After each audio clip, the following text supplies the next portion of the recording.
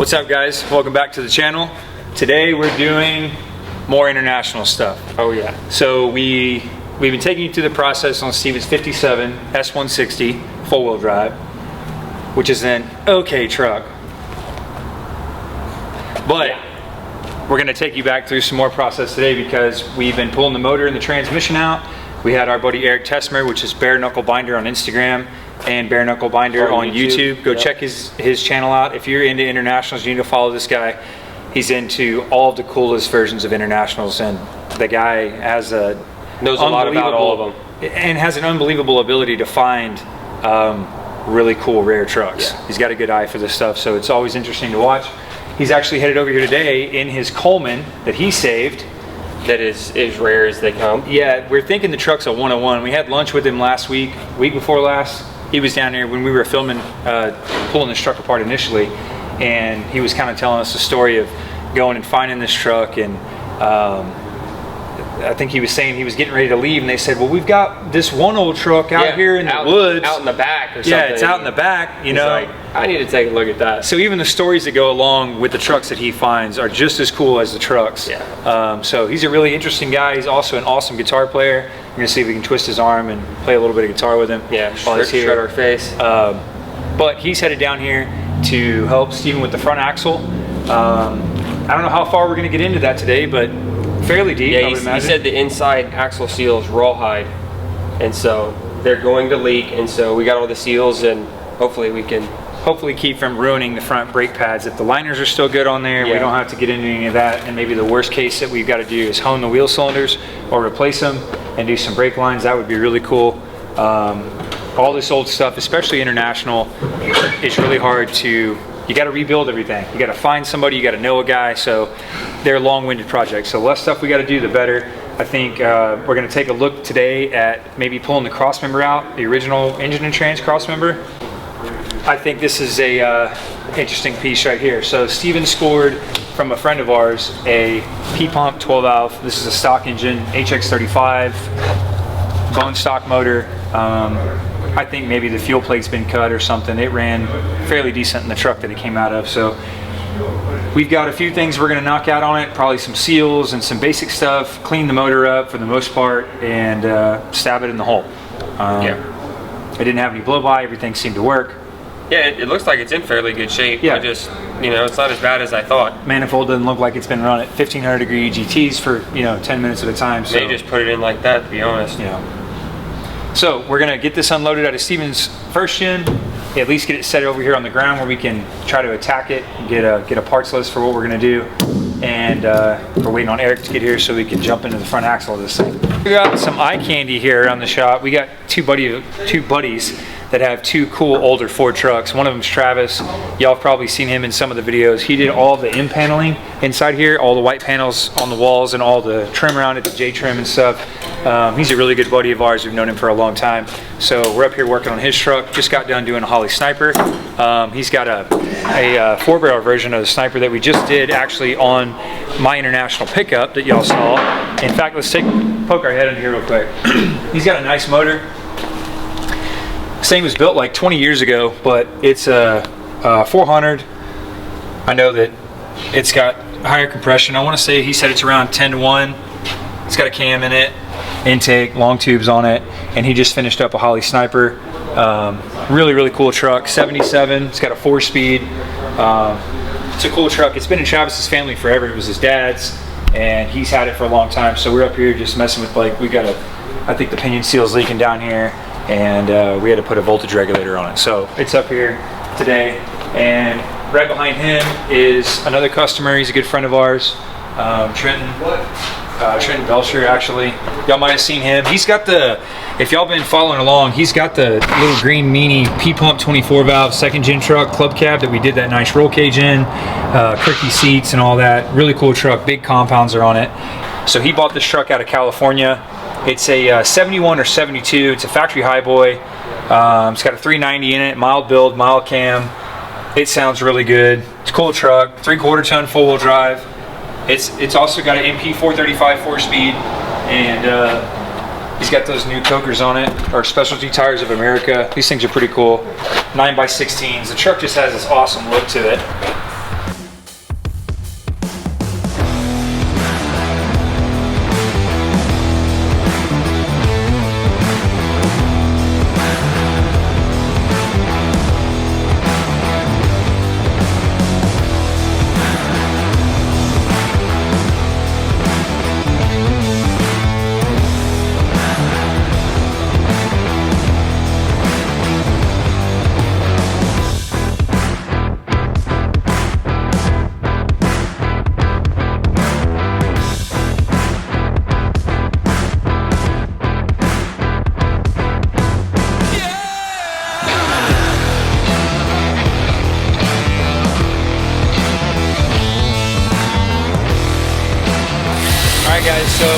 buddy Eric Tessler. He drove down from Austin area. He's in his 52. 52. And this is a L series truck, correct? An L122 with a Coleman conversion, the only one known to exist. Dude, this truck is incredibly freaking awesome. You can literally spend like hours and hours and hours just walking around this thing looking at all the coolness that's happening.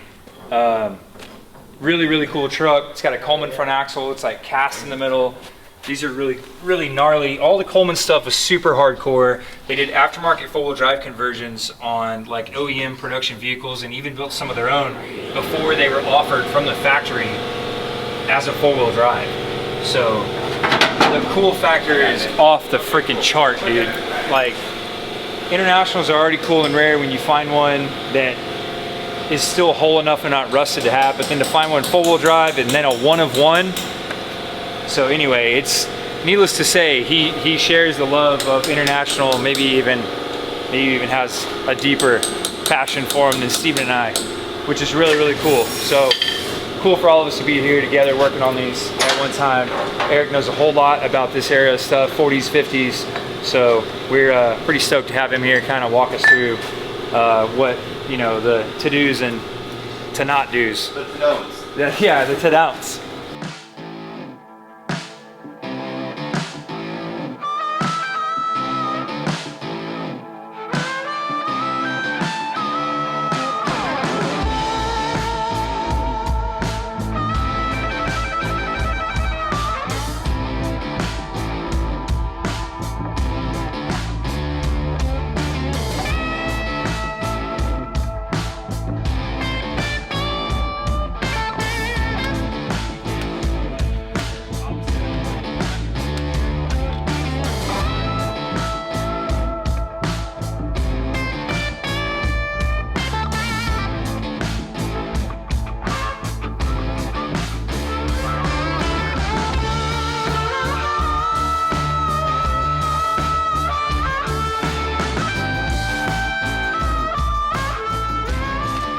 So we got the hub off of this thing and we were just looking at everything over here. It doesn't look like the bearing is ever spun on the spindle. You can still see how clean the inside of this cast actually is in here. So it either, this thing got serviced not long before it got parked or somebody took care of it. I don't know. Most likely fleet services like the Navy and A&M. Oh yeah, that's a good point. The something kind of cool, I was just looking at these adjusters for the brake shoes. They're kind of neat. There's these little wear buttons that go in the shoe. Eric was saying these are basically impossible to get, so we've bagged up everything into a Ziploc bag. We've got our little return spring and all of our little goodies that were in here on our brake shoes. Here, I'll show you how this one works too. So on the bottom side, you got these adjusters. They go through like this, and they clamp the shoes together like that for an anchor point. And then, tell me if I'm going too fast. If you look at these bolts, what's everybody for? Oh, you get it. They have a cam machined right onto them. And so then this goes into this, and then that little cammed lobe goes perfectly into this circle here. And that ring goes into the brake shoe. And so as you turn that, it'll move the shoe around that cam in and out for the anchor. So that's how you adjust the bottom, and then you do the tops of those cams. Yeah, these are freaking cool, man. It's just super simple, but yeah, no, it's cool. It works. Really straightforward, and it looks like the shoes are glazed. I don't know if there's anything.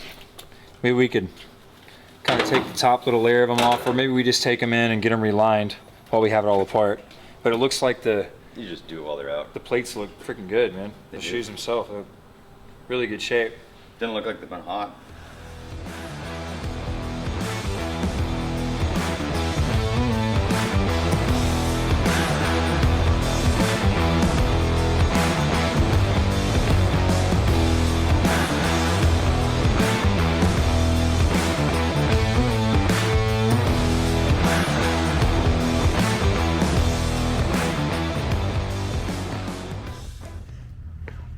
Here's my perfectly good running 12 valve. This is a 216 Babbitt bearing Yeah. gasoline Chevrolet. This is a P-pump motor I got from a friend of mine, Max. You're out there watching, you old You old sucker, you. Old sucker. So something cool. You old swindler. We've known this engine for a long time. Just kidding, Max. You're a cool dude. For anyone that knows 12 valves, there's a KDP, killer dowel pin. We knew that this engine chunked the killer dowel pin, broke the front case, someone else put a case on it and drove it. While we were resealing it, because I don't like to have oil leaks, we found the KDP that fell out in between the gears and broke the case. Bro, that thing munched that thing to the max. You can actually, I don't know if it's going to show up on the camera, but there's texture on the end of the gear. Well, you can't see it, but in one of those divots is actually the machining marks that are on the cam or the crankshaft gear. So on the top edge of every one of these, they got like little flutes. Yeah, let's see if we can lock this in so you can get an idea of. Let's see. It looks like it hung off the backside, I bet, when it fell. So bro, yeah, like that. Look, exactly. That profile fits. That fits pretty good. So we're thinking this thing. Well, it doesn't fit back there. Back of the cam gear when it fell out. Oh yeah, maybe up here, but Right it made here. its way down, dude. And this thing took some big bites out of crime, right here, and did some really gnarliness.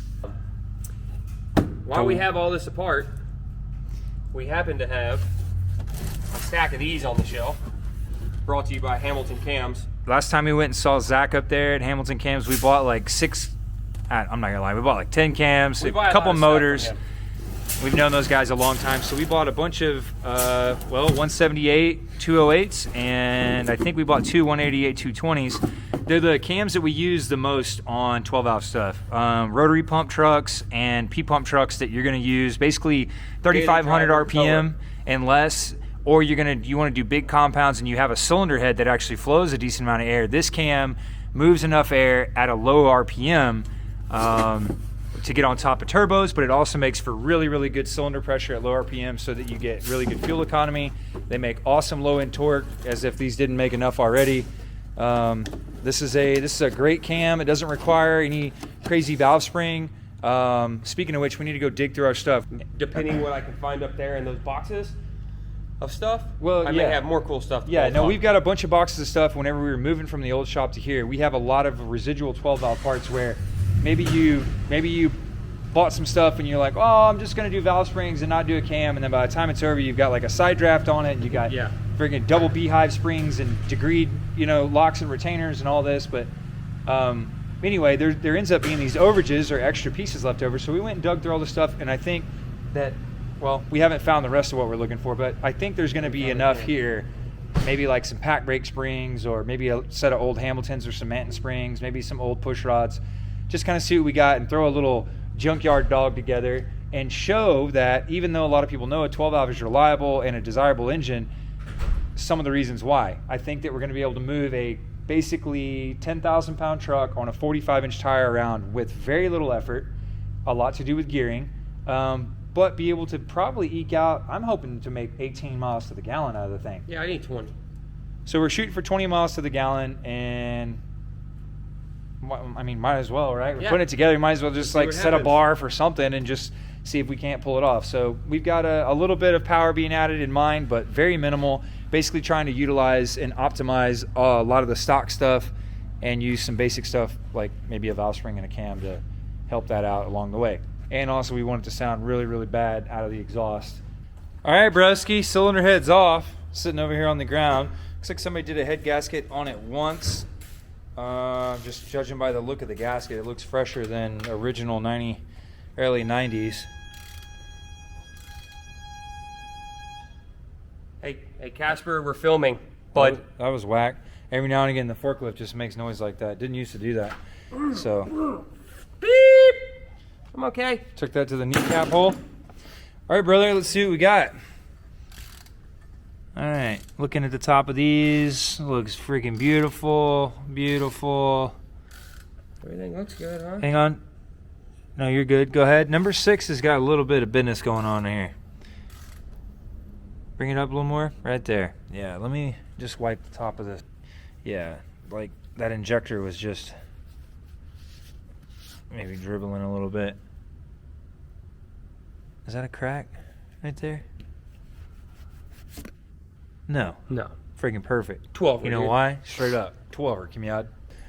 Steven found a set of valve springs upstairs and an old pack brake box and a set of valve cover gaskets that are green, dude. I haven't seen green 12 valve gaskets and I couldn't tell you how long. Check these out. This is kind of cool, just because not everyone and their mother has it. Yeah, dude, we're getting close, bud. Yes, sir. When we long, old Brutus will be barking at us, bruh. Yeah, I know. We got the international meet that can't remember the exact day. I want to say it's April. It's a day or two before Lone Star Roundup that Bare Knuckle Binder's putting on. So that has to make it there in we're February. So I got like 2 months to have it ready to go on a 180 mile an hour, 180 mile round trip. Yeah, that's a pretty good trip for a big ass old truck that ain't driven in 50 years. Yeah. So with a homebrew recipe of parts and things. it's a lot of stuff. Yeah. Well, it looks like we're going to be able to do it. I don't know if the 1210 is going to make it or not, dude. I mean, I think it would make it. I just don't know if I trust it because it's got like some really neat bearing rollover noise in the T case. That'd be good. Steven seems to think just send it and see what happens, but I don't want to be broke down on the side of Highway 90. I'll drag you. Yeah, sounds great. Came to hang out, got drugged.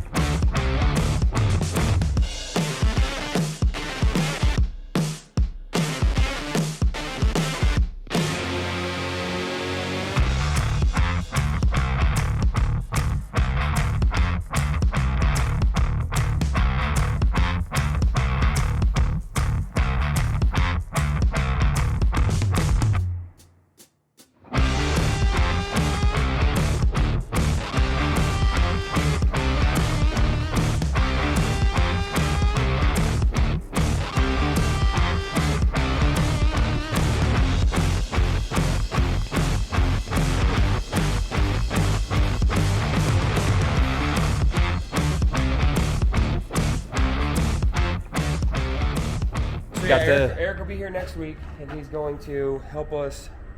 He's got the tire cage. He's going to help us assemble the tires with those wheels. In the meantime, I'm dropping those wheels off to have them sandblasted by our good buddy Chance. Chance, thank you.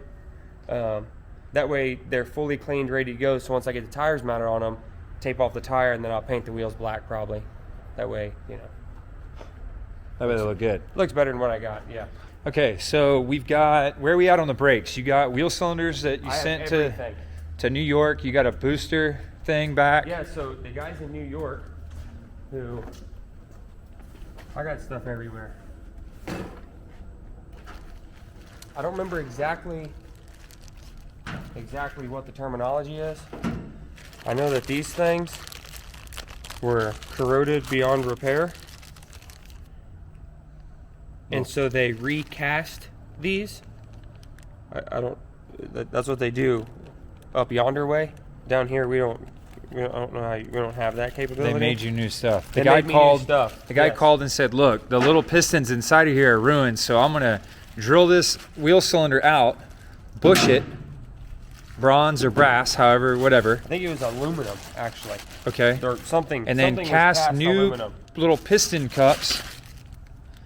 But look at what I got there. Yeah, bro. I mean, it's brand new. All right, we're waiting on a few things for Eric to come back. We're gonna do the brakes with him. The guys, San Antonio break-in shoe or San Antonio break-in clutch. These are you can't buy these brake shoes. These are the front brake shoes, and because the seals were bad, they were all covered in oil. And once you get oil and grease on these, they don't work anymore. So I don't know if these are racing stripes or what, but I hope I have enough brake here to do what I need. They riveted them and they glued them. Looks like RTV kind of. So Brake shoes are redone for the front. Wheel cylinders are rebuilt for the front. We got the updated seals. We're reusing the shoes on the back because they're good. Updated seals back there. All new wheel cylinders back there. Our Hydrovac vacuum booster modulator, that's brand new. So everything for the brakes is brand new. Just waiting on Eric. Sweet. Yeah. You just finished up painting the motor. Check Yep. this thing out. Bro, this thing looks good. Thanks, man. I'm not normally one to paint an engine, but I felt like this one deserved it. So it was really oily and nasty anyway, and I wanted it clean. So We basically just dove into the parts bin, dude, of stuff that we had laying around here to make it happen. yep, Set of injectors, some leftover pieces off that common rail 12 valve motor, Yeah. the valve covers, the tappet cover actually is all one piece cast aluminum with an O-ring. It's freaking awesome. It's like That's how the- they should have built them all. yeah, and it's how they sell all the aftermarket ones. I also found these motor mounts. They were original for a project at some point in our lifetime. They were brand new, so I'm going to use those. 12 valve ATS 3-piece manifold that was on the shelf. It was T3, T4. Oh yeah. So, might as well use it instead of it sitting on the shelf. Valair 13-inch brass organic clutch installed, ready to go. The transmission's sitting outside painted up too, isn't it? Yep, transmission's outside, painted up. So I'm a thermostat away from basically buttoning this up, bolting the transmission to it, and then fitting it in there. So that's what we'll be doing on the next video, is stuffing a Cummins in there and hoping it goes well. We also got some wiring harnesses from Oh. Speedway Motors. Yep. We bought 2 of them. One for this S160 and then one for my little Scout. And we're going to start doing some videos on the Scout. Yep. Basically waiting on parts right now. A couple little doodads, and then I can finish up the 4-link on the back axle. Going to put a truss on top of it.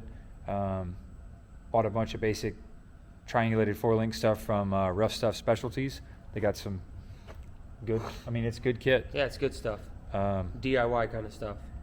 And I've learned some stuff along the way that I did wrong that I'm going to have to kind of Sorry? fix on the front. I did a 3-link on the front. And anyway, we'll go over that whenever we get to that video. But for now, that's where we're at on the SA160, S160. Yep. All right, 12ers. Till next time. Laters.